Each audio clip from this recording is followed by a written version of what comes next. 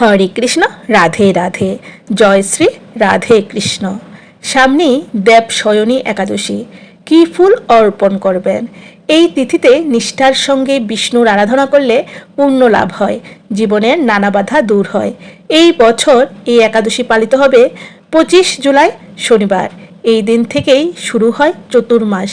ধর্মীয় বিশ্বাস, দেবশয়নী একাদশীর দিন বিষ্ণু ক্ষীরসাগরে 4 মাসের জন্য যুগনিদ্রায় যান।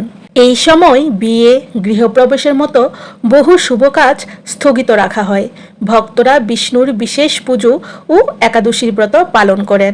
হিন্দু ধর্মে দেবশয়নী একাদশী অত্যন্ত পবিত্র একটি তিথি। এই দিনেই যুগনিদ্রায় যাবেন বিষ্ণুদেব।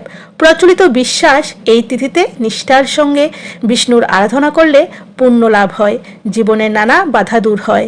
জ্যোতিষ বিশেষজ্ঞ ও বাস্তু পরামর্শদাতাদের মধ্যে দেবশয়নী একাদশীতে বিষ্ণুকে তার প্রিয় ফুল নিবেদন করলে সংসারে সুখ, সমৃদ্ধি এবং অর্থনৈতিক উন্নতির সম্ভাবনা বাড়ে। কী ফুল অর্পণ করবেন বিষ্ণুদেবকে? পদ্মফুল নিবেদন করুন। শাস্ত্র অনুযায়ী পদ্মফুল বিষ্ণু ও লক্ষ্মী দেবীর অত্যন্ত প্রিয়। তাই দেবশয়নী একাদশীর দিন সম্ভব হলে বিষ্ণুকে পদ্মফুল নিবেদন করার পরামর্শ দেওয়া হয়। প্রচলিত বিশ্বাস, এতে শুধু বিষ্ণুর নয়, দেবী লক্ষ্মীরও আশীর্বাদ লাভ করা যায়। আর্থিক স্থিতিশীলতা বজায় থাকে, ধনসম্পদ, পরিবারের সুখ শান্তি অটুট থাকে। শঙ্খপুষ্পী ফুল অর্পণ করুন। জ্যোতিষ বিশেষজ্ঞদের মতে দেবশয়নী একাদশীর পুজোয় বিষ্ণুকে শঙ্খপুষ্পী ফুল নিবেদন করা অত্যন্ত শুভ। এই ফুলকে বিষ্ণুর প্রিয় বলে মনে করা হয়। লোকবিশ্বাস, ভক্তিভরে এই ফুল অর্পণ করলে সংসারে সমৃদ্ধি বৃদ্ধি পায়, অর্থনৈতিক স্থিতি মজবুত হয় এবং বিষ্ণুর বিশেষ আশীর্বাদ লাভ করা যায়। জীবনের নানা বাধা কাটিয়ে সৌভাগ্যের পথও প্রশস্ত হতে পারে। গাঁদা ফুলের মালা নিবেদন করুন।